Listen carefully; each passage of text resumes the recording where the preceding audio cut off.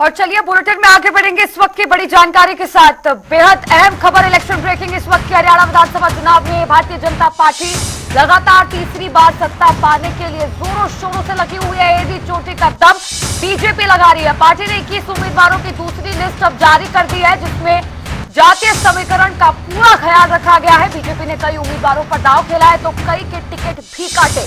दूसरी लिस्ट में एक सैनी, 2 ब्राह्मण, 2 राजपूत, 3 जाट, 1 जाट सिख, 3 पंजाबियों को टिकट दिया गया है। इससे साफ जाहिर होता है कि बीजेपी ने दूसरी सूची में सभी को साधने की कोशिश की है। सभी वर्गों को साधते हुए दूसरी सूची बीजेपी ने जारी की है। 21 नामों की, 21 उम्मीदवारों की। नारायणगढ़ से पवन सैनी, पुंडरी से सतपाल जांबा, असंध से योगेंद्र राणा, फिरोजपुर जिरका से नसीम अहमद, राय से कृष्णा गहलावत, बड़ौदा से प्रदीप सांगवान। तो वहीं बीजेपी ने जुलाना सीट से कांग्रेस उम्मीदवार पहलवान विनेश फोगाट के खिलाफ युवा नेता कैप्टन योगेश कुमार बैरागी को चुनावी मैदान में उतारा है। तो इस वक्त की बड़ी खबर, बड़ी जानकारी और बेहद अहम जानकारी। 67 नामों की पहली सूची बीजेपी ने जारी की, अब जिसके बाद 21 नामों की दूसरी लिस्ट भारतीय जनता पार्टी ने जारी कर दी। यानी कि 88 उम्मीदवार अब चुनावी मैदान में और 90 सीटों में से 2 सीटें बाकी।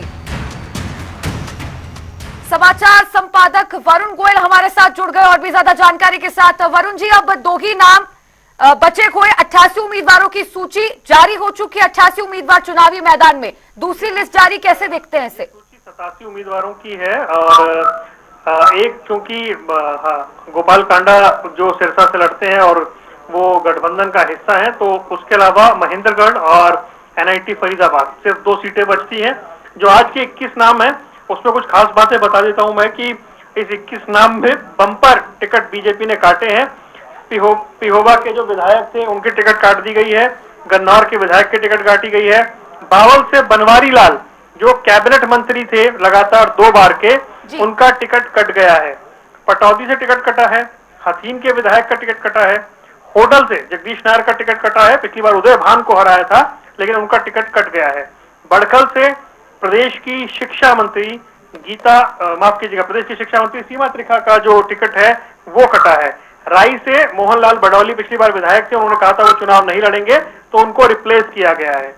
पिछली बार जो 2 लोग चुनाव हारे थे, मनीष ग्रोवर और नसीम अहमद, उन्हें टिकट दिया गया है। मतलब रोहतक से मनीष ग्रोवर हैं और फिरोजपुर झिरका से नसीम अहमद हैं जिन्हें टिकट दिया गया है।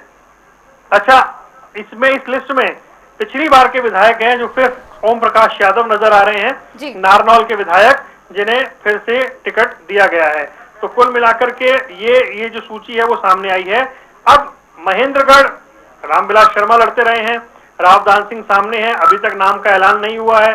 और वो सीट एनआईटी फरीदाबाद, यहां को लेकर भी ये माना जा रहा है कि कृष्णपाल गुर्जर प्रयास कर रहे हैं अपने बेटे के लिए और ये सीट कांग्रेस के पास है। नीरज शर्मा कांग्रेस के यहाँ से विधायक हैं। फरीदाबाद जिले में इकलौती सीट जो पिछली बार कांग्रेस ने जीती थी वो फरीदाबाद एनआईटी है, वो जो है वहां पे अभी उम्मीदवार नहीं उतारा है।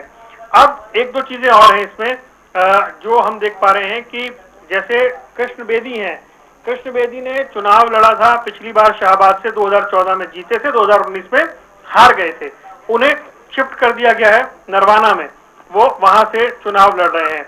इसके अलावा पवन सैनी लाडवा से 2014 में जीते थे, 2019 में हारे थे। क्योंकि लाडवा से अब चुनाव लड़ रहे हैं मुख्यमंत्री नायब सिंह सैनी, तो इसलिए उन्हें नारायणगढ़ शिफ्ट कर दिया गया है। तो कुल मिलाकर के ये बदलाव बीजेपी ने किए हैं और उसके साथ 21 उम्मीदवारों की जो सूची है वो सामने आ चुकी है। तो ये जो लिस्ट है इसमें कुछ जो विधायक पिछली बार चुनाव हार गए थे उन्हें दूसरी सीटों पर एडजस्ट किया गया है और इसके अलावा कुछ जो है पिछली बार में सिर्फ एक हैं ओम प्रकाश यादव नारनौल से जो रिपीट हुए हैं। बाकी आप ये मानकर चलिए 2 ऐसे हैं जो चुनाव हार गए थे, उन्हें मौका दिया गया है।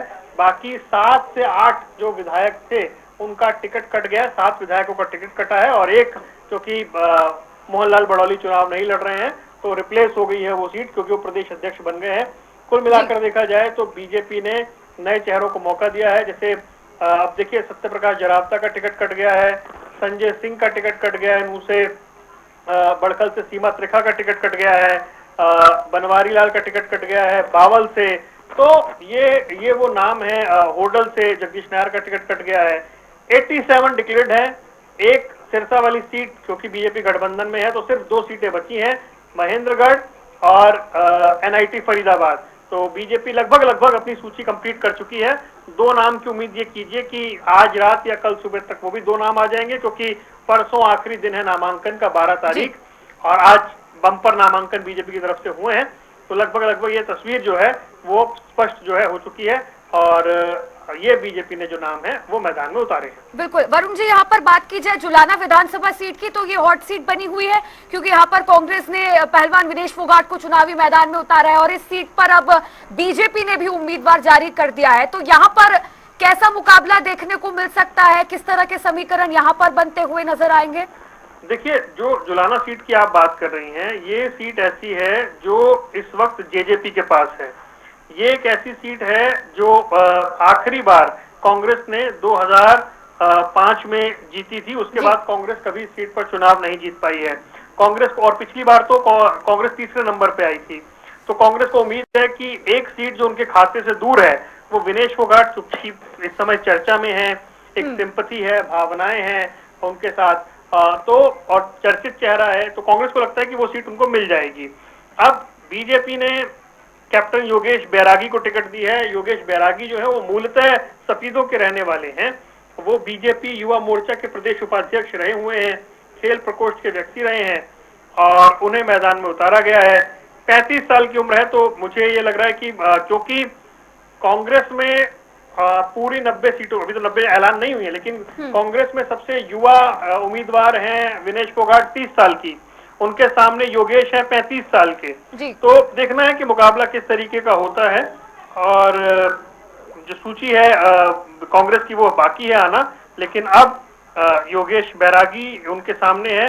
हालांकि उनके पिता भी थे, वो राजनीति से जुड़े हुए थे, लेकिन युवा मोर्चा में काम किया हुआ है, और जुलाना में सुरेंद्र लाठर टिकट मांग रहे थे, संदीप लोहान टिकट मांग रहे थे, बहुत सारे नाम थे, रामफल शर्मा मांग रहे थे, लेकिन मौका मिला है योगेश बैरागी को। तो देखते हैं मुकाबला किस तरह का रहता है। ठीक है वरुण जी, यहाँ पर एक महत्वपूर्ण बात यह भी है कि अब जैसे दूसरी सूची जारी हुई है, पहली सूची जब जारी हुई, जंबो सूची बीजेपी ने जारी की, उसके बाद हमने देखा कि एक के बाद एक इस्तीफे गिरे, इस्तीफों की झड़ी लग गई। अब भी इस सूची में यही देखा जा रहा है कि कई विधायकों के टिकट कटे, नए चेहरों को मौका दिया है। तो पहली सूची के बाद जो सिचुएशन हुई, क्या वो रिपीट हो सकती है? बिल्कुल, दोबारा नुकसान बीजेपी को? कुछ जगह से इस्तीफे आने की खबर है। बीजेपी के दिग्गज हरियाणा के नेता रामविलास शर्मा ने पर्चा भरने की बात कह दी है महेंद्रगढ़ से, क्योंकि महेंद्रगढ़ में अभी अनाउंसमेंट नहीं हुई है। इस तरह की दिक्कतें हैं। और देखिए, बीजेपी ने फिर भी क्योंकि 87 उम्मीदवार उतार दिए हैं, लगभग अपनी जो टैली है वो पूरी कर ली है, 2 सीटें बाकी हैं।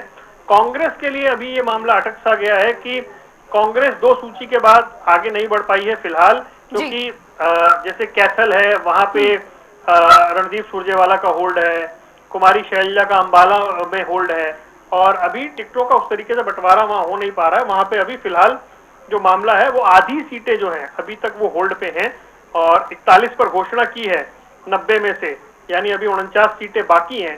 तो बीजेपी के पास ये एज है कि उसने अभी फिलहाल 87 उम्मीदवार उतार दिए हैं। कांग्रेस को लगता है कि वो जितना देर से उतारेगी उतना मौका नहीं मिलेगा विद्रोह का, रिबेलियंस का। बीजेपी के सामने ज्यादा विद्रोही आ गए हैं, लेकिन बीजेपी की अपनी स्ट्रैटेजी थी कि जो नाराजगी उठेगी वो इलेक्शन आते आते शांत हो जाएगी। बीजेपी मना रही है, काफी लोगों को मना लिया है। कांग्रेस में जो नाराजगी उठेगी वो अंत में उसे स्पेस कितना मिलेगा, इस तरह की दिक्कतें हैं। पर फिलहाल ये है कि ये जो सूची है वो सामने आ गई है, और बीजेपी लगभग सारे उम्मीदवार उतार चुकी है। बिल्कुल, कुल मिलाकर यही कहा जा सकता है 2 नाम और बाकी उम्मीदवारों के, और जल्द बीजेपी जारी कर सकती है। इस वक्त की बड़ी जानकारी है, और बहुत बहुत शुक्रिया वरुण जी आपका जुड़ने के लिए, तमाम जानकारी साझा करने के लिए।